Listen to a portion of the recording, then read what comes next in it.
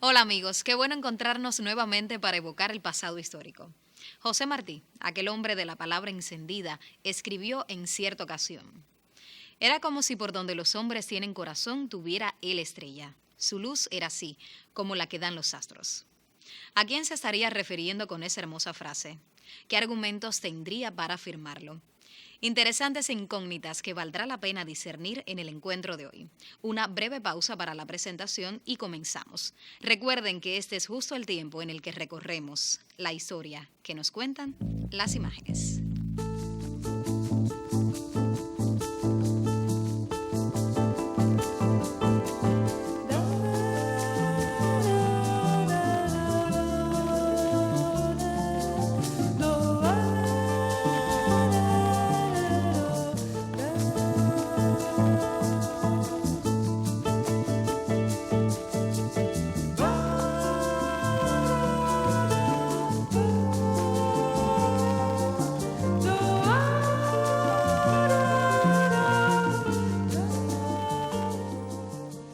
Cuando el 23 de diciembre de 1841 nació en Puerto Príncipe, hoy Camagüey, Ignacio Agramonte y Loinás, Carlos Manuel de Céspedes tenía 22 años de edad.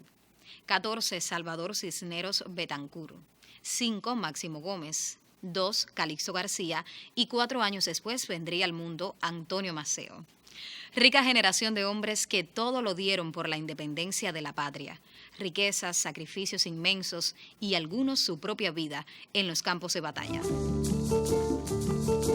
Precisamente a Ignacio Agramonte, el primero que hemos mencionado en esa valiosa lista de héroes, se refirió Martí con la frase del inicio.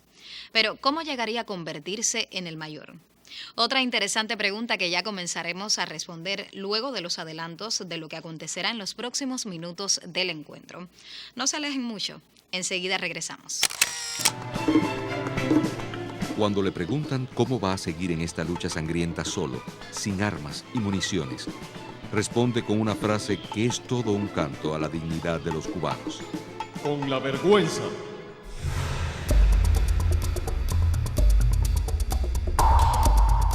Pese a estar dedicado por entero a los avatares de la guerra, Agramonte nunca deja de pensar en su hijo y esposa, exiliados en los Estados Unidos.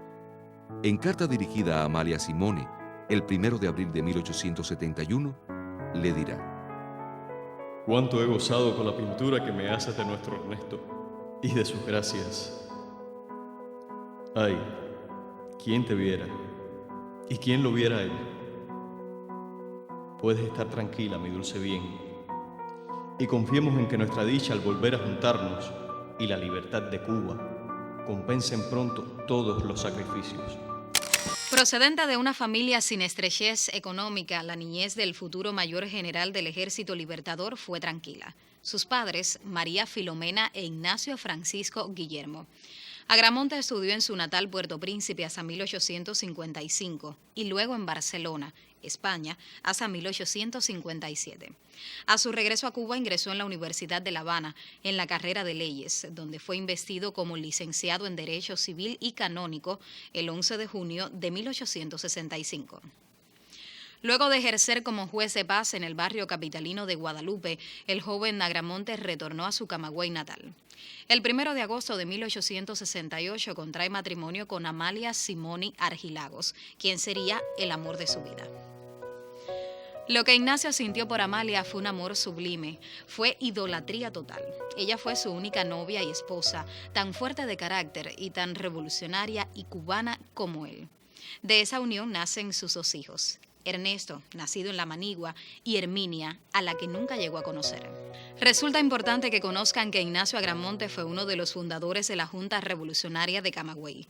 Participó en las labores conspirativas que condujeron al alzamiento de los camagüeyanos el 4 de noviembre de 1868 en el paso del río Las Clavellinas, y en el que no figuró personalmente, pues se había decidido que permaneciera en la ciudad, organizando el aseguramiento logístico de los alzados, a quienes se sumó el día 11 en el ingenio El Oriente, cerca del poblado de Sibanicú.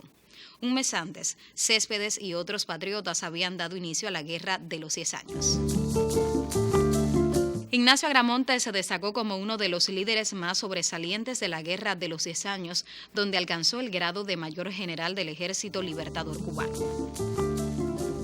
En la Asamblea de Guáimaro fue elegido secretario de la Cámara de Representantes. Además, organizó la célebre caballería camagüeyana, al frente de la cual alcanzó grandes victorias contra las tropas colonialistas españolas. Sus cualidades, estrategia militar y alto dominio combativo le hicieron ganarse honrosamente el sobrenombre de El Mayor. Las excelsas cualidades del Mayor también han sido punto de partida para el desarrollo artístico.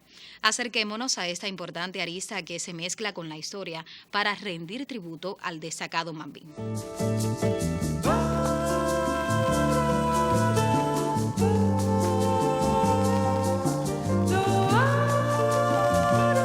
Silvio Rodríguez Domínguez nació en San Antonio de los Baños el 29 de noviembre de 1946. Cantautor, guitarrista, poeta cubano, educador, dibujante, escritor, compositor, militar y político, exponente característico de la música de Cuba surgida con la Revolución, conocida como la Nueva Trova, junto a otros reconocidos cantautores tales como Pablo Milanés, Noel Nicola y Vicente Feliú.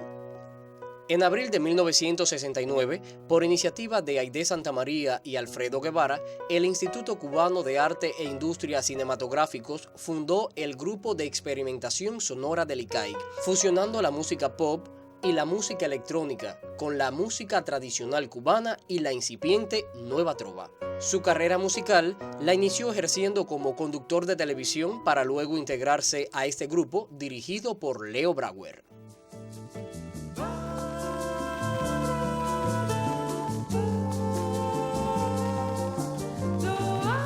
Deben saber que entre los años 1870 y 1871, la revolución en el Camagüey atravesó momentos muy difíciles debido a la carencia de recursos militares y otros obstáculos materiales. Agramonte, alejado durante 9 meses del mando militar de los camagüeyanos por discrepancias con el gobierno civil, a petición del presidente Carlos Manuel de Céspedes, se reasumió la jefatura militar el 13 de enero de 1871. Con su idea de que organizar y disciplinar el ejército es prepararlo para la victoria, el jefe Mambí frena la difícil situación del campo insurrecto y con genio, valentía, fe inquebrantable y ejemplo personal logra recobrar la iniciativa táctica en el territorio bajo su mando. Los traidores y los que dudaron del éxito de la lucha quedaron en el regazo de los triunfos de la caballería gramontina. Lo demuestran hechos de armas como el rescate del brigadier Julio Sanguilí el 7 de octubre de 1871, donde se cubrió de gloria cuando, al frente de 35 jinetes, protagonizó la audaz hazaña de arrebatarle vivo el prisionero a fuerzas españolas muy superiores en número. También en el ataque a la torre óptica de Colón o la resonante victoria del Cocal del Olimpo a las puertas de la ciudad de Puerto Príncipe, entre otras muchas acciones de guerra. En todas esas acciones evidenció su capacidad organizativa, coraje y valentía. En noviembre de 1871 surgió la célebre frase «con la vergüenza», única respuesta del Mayor para refrenar las intenciones reformistas y opositoras a la revolución.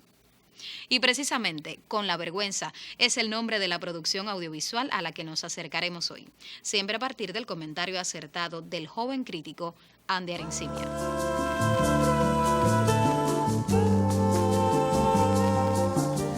Hola amigos, la serie documental Grandes Biografías Cubanas de Estudios Mundo Latino, con la participación del canal educativo, dedicó un excelente capítulo al accionar bélico y al liderazgo combativo del camagüeyano Ignacio Agramonte, acerca del cual les propongo hablar en estos minutos.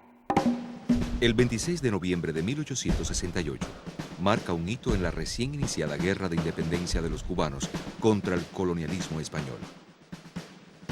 Reunidos en Paradero de las Minas, los insurrectos de la región del Camagüey discuten la propuesta del hacendado Napoleón Arango de abandonar la contienda bélica a cambio de supuestas reformas políticas que el gobierno del país ibérico haría en la isla de Cuba.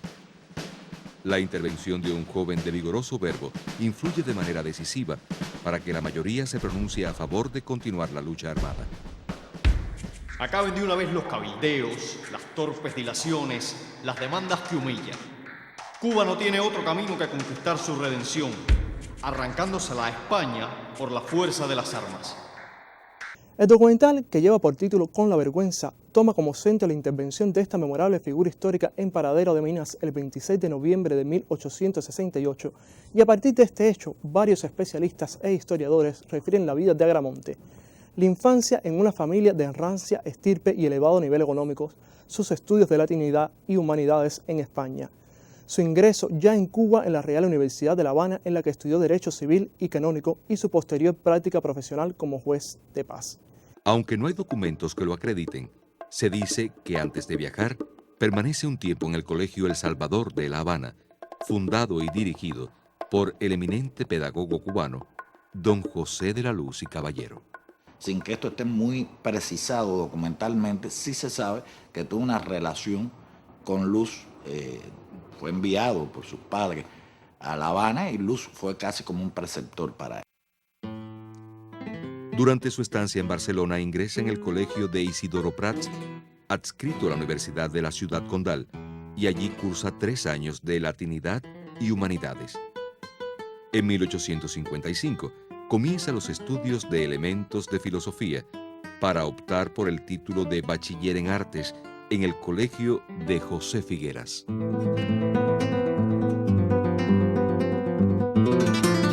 El joven camagüeyano regresa a Cuba en 1857 y luego de unas breves vacaciones matricula en la Real Universidad de La Habana con el propósito de estudiar Derecho, profesión ejercida por varios miembros de su familia.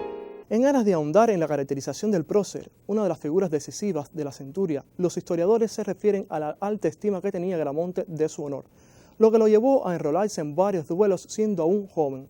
Su destreza con las armas, su empeño por educar a los soldados y ponerse a la altura de sus hombres llegado el momento necesario, gesto que incluso lo llevó a renunciar a sus altos grados militares.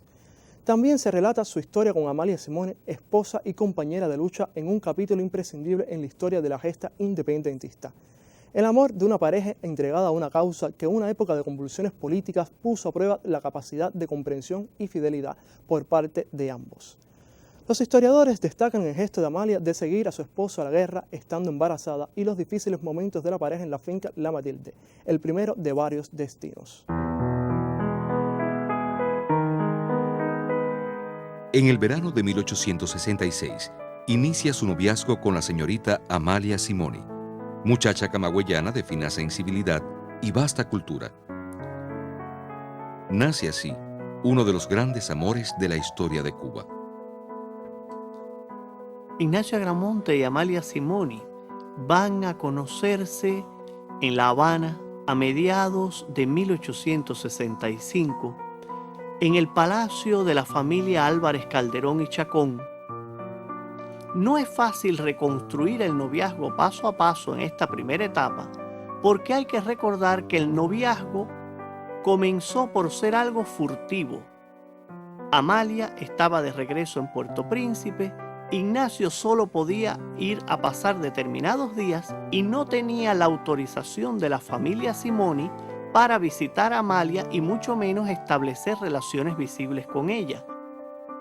Por una parte, Ignacio Agramonte no va a aceptar por una etapa prolongada el establecer un amor de carácter subrepticio, clandestino con Amalia, sino va a enfrentar de un modo muy a lo Ignacio Agramonte las circunstancias. Se dice que por una parte, Amalia se reunió con su padre y le dijo estas palabras: «Papá, yo no me casaré con Ignacio en contra de tu voluntad. Pero si no me caso con Ignacio, no me casaré con ningún otro». Por tanto, lo que hizo Ignacio fue invitar a almorzar a su futuro suegro y desarrollar todas sus dotes oratorias durante el almuerzo. Y se dice que a ese almuerzo entró José Ramón Simoni desconfiado y salió de él convencido de que Ignacio Agramonte sería un yerno ideal. La pareja contrae matrimonio en la parroquia de Nuestra Señora de la Soledad de Puerto Príncipe, el 1 de agosto de 1868.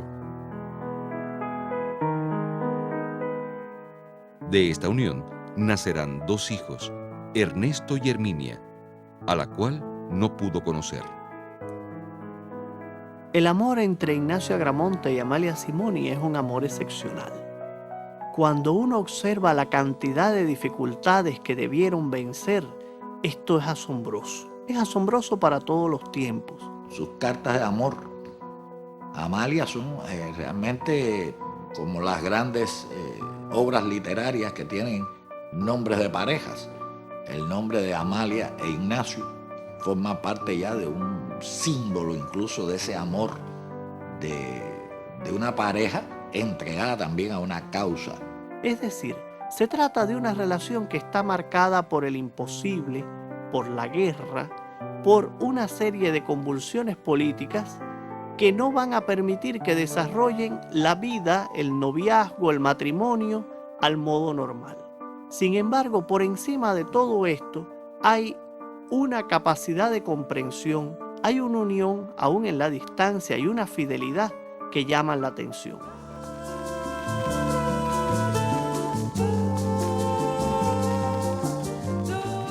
En julio de 1872, el mayor escribió un amigo en Nueva York. La revolución vive y con elementos para una larga vida, marcha tenazmente hacia su objetivo. Eso demostraba la fe y confianza infinitas que tenía Agramonte en el movimiento independentista de entonces. Por el éxito de la guerra regional librada en la provincia de Camagüey en favor de la libertad e independencia de Cuba, José Martí, al referirse al héroe, destacó aquel que, sin más ciencia militar que el genio, organiza la caballería, rehace el Camagüey deshecho, mantiene en los bosques talleres de guerra, combina y dirige ataques victoriosos y se vale de su renombre para servir con él al prestigio de la ley, cuando era el único que acaso, con beneplácito popular, pudo siempre desafiarla. En los 3 años y medio de su vida militar, Ignacio Agramonte participó en más de 100 combates. Impuso estricta organización y disciplina a sus tropas. Sin embargo, siempre fue tratado con cariño y respeto por sus subordinados. Máximo Gómez lamentó no haberlo conocido. El Fanal, periódico de la Reacción, lo señalaría como la figura más prominente, el jefe más caracterizado, el caudillo más tenaz y animoso de la insurrección. Y Céspedes se unió al tributo de admiración que Cuba rinde a las hazañas de su heroico hijo. En la contemporaneidad, versos musicalizados han perpetuado la memoria del legendario combatiente.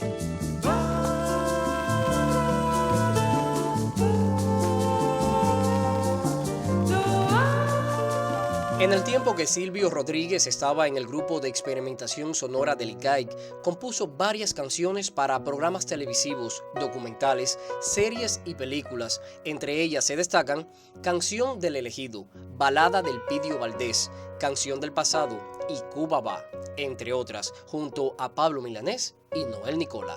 Combatiente internacionalista, llevando su música a la hermana República de Angola, ha sido desde sus inicios un cantautor de pueblo y para el pueblo.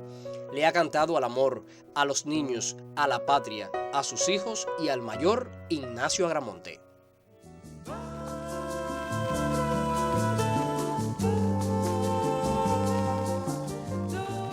Resulta interesante que conozcan que a partir de mayo de 1869, algunos partes militares fueron firmados por Agramonte como el mayor general, y después aparecía su nombre.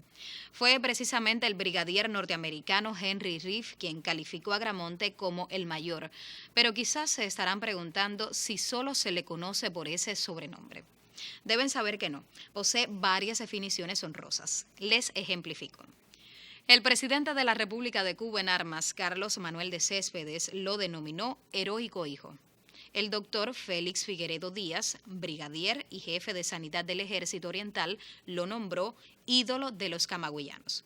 Por su parte, Máximo Gómez admitió que Agramonte estaba llamado a ser el futuro Sucre cubano. Los veteranos de la Guerra de Independencia siempre llamaron a Agramonte paladín de la vergüenza, y José Martí lo definió como un diamante con alma de beso.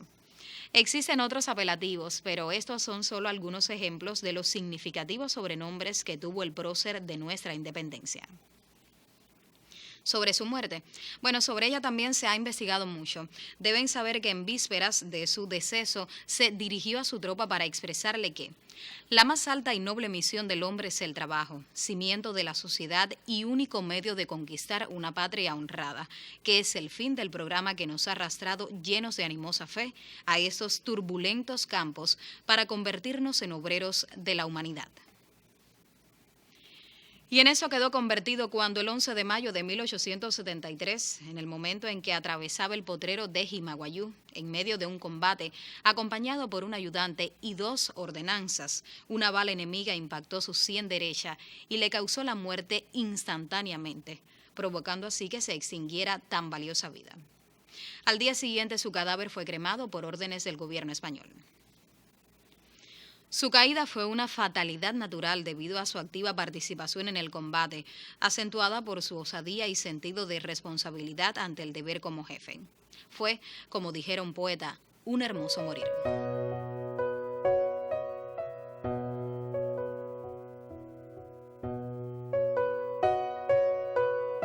Cuando analizamos la corta pero fructífera trayectoria revolucionaria de Ignacio Agramonte, podemos comprender por qué Martí decía de él que por corazón tenía una estrella.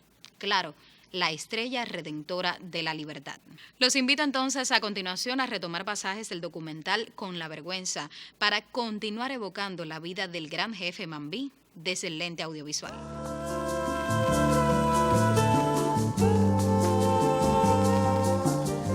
El documental sitúa de forma cronológica y ordenada los hechos que condujeron a la madurez política de Agramonte y su papel decisivo en la primera fase de la lucha independentista iniciada en 1868. Se hace especial destaque de los vínculos conspirativos de Agramonte tanto con habaneros como con camagüeyanos y que dieron al traste con el levantamiento de Camagüey el 4 de noviembre de 1868.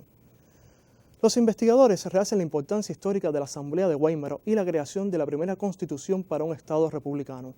Se destaca también el rol de Agramonte y su papel como secretario de la Cámara de Representantes. A finales de abril de 1869, Agramonte renuncia a su cargo de secretario de la Cámara de Representantes, elegida en Guáimaro, para aceptar el nombramiento de mayor general del Ejército Libertador y jefe de la división del Camagüey.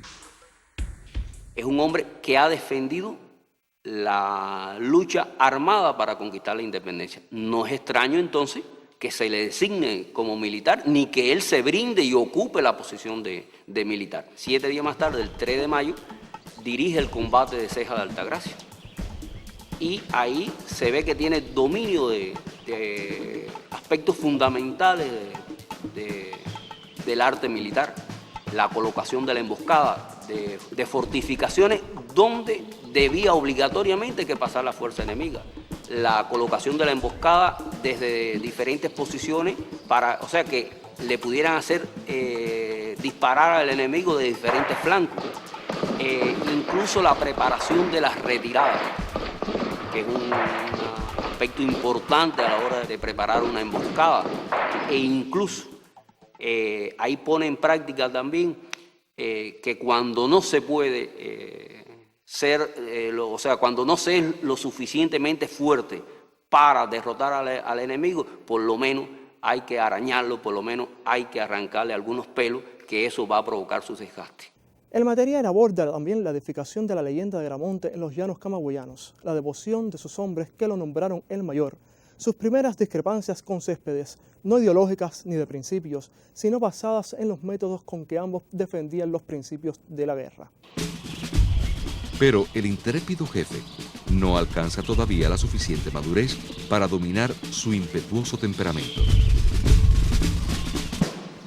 Este factor contribuye a que se profundicen las discrepancias con Céspedes referidas al modo de conducir la guerra y renuncia a su alto cargo en abril de 1870, decisión que vincula con su desacuerdo ante la actitud del presidente de la República en armas de equipar a sus ayudantes con habituallamientos procedentes de uno de los talleres creados por él en el Camagüey. Entre ellos no hubo diferencias ideológicas, entre ellos no hubo diferencias de principio, eran diferencias en los métodos en que cada uno pensaba que estaba realizando el ideal de todos.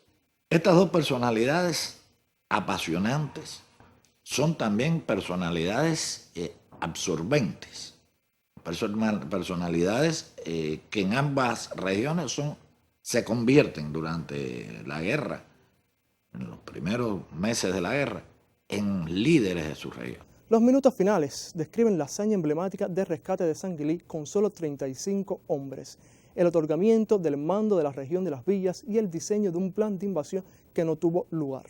Se hace especial énfasis en los sucesos que rodearon la muerte de Agramonte, el ultraje que sufrió su cadáver, arrastrado y luego cremado para ser arrojado a una fosa común. Acción que no pudo evitar que Agramonte se convirtiera en un símbolo de la juventud de ese momento y de la intransigencia revolucionaria. Trataron de borrar la huella de Agramonte de la historia y sin embargo se hizo realidad algo que Máximo Gómez sentenció cuando llegó a ocupar el lugar que había tenido Agramonte en la lucha, que Agramonte le iba a hacer más daño a los españoles muerto que vivo. Con la muerte de Ignacio Agramonte, la revolución de 1868 pierde a una de sus más prominentes figuras, al genio de excepcional talento militar y político, al hombre que en momentos de desmoralización y flaqueza en las filas insurrectas esgrime la vergüenza como el arma más poderosa para que los cubanos siguieran luchando por la libertad. Hay quien critica que en Jimaguayú Agramonte abandonó el puesto de soldado, el de general, para ocupar el de soldado. Eso lo hizo muchas veces. En el rescate de Sanguilí, en el Cocal del Olimpo. Eso nadie lo critica. Es que era muy peculiar en los jefes cubanos dar el ejemplo personal. Y hasta aquí este breve recorrido por las imágenes a través del cine cubano pasado y presente.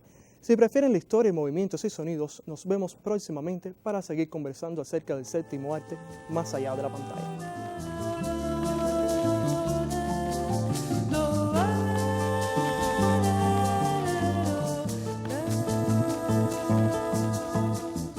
¿Conocen este lugar? Seguramente. Es la Plaza de la Revolución Ignacio Agramonte y Loynaz en la ciudad de Camagüey. Por supuesto, la efigie del mayor la distingue. Fue su escultor Herminio Escalona quien representó a Agramonte con gesto desafiante al norte, con la mano derecha sobre la cartuchera del revólver Colt 36, la izquierda, sujetando la empuñadura del machete, y con un ligero paso de la pierna derecha al frente, lo que sugiere la marcha eterna a la vanguardia de su pueblo. En la construcción del monumento se emplearon losas de mármol de varios colores. En el extremo norte de la plaza se puede apreciar la fuente de las banderas latinoamericanas. El monumento tiene una altura de poco más de 26 metros y se distingue tanto por la obra arquitectónica, la calidad del diseño artístico como por su simbolismo. Además, el monumental es una obra extraordinariamente hermosa, imperecedera y sitio muy concurrido por la juventud camagüeyana y de todo el mundo por su valor artístico e histórico. La Plaza Ignacio Agramonte es símbolo de dignidad, ejemplo y constancia para los camagüeyanos. De esta manera ya nos estamos despidiendo. Recuerden que siempre nos reencontraremos con un buen pretexto para juntos recorrer la historia en imágenes.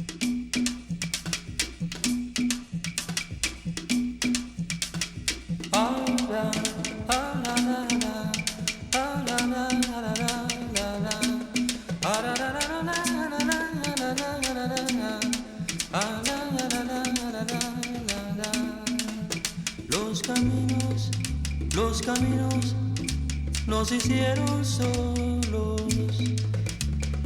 Cuando el hombre dejó de arrastrarse, los caminos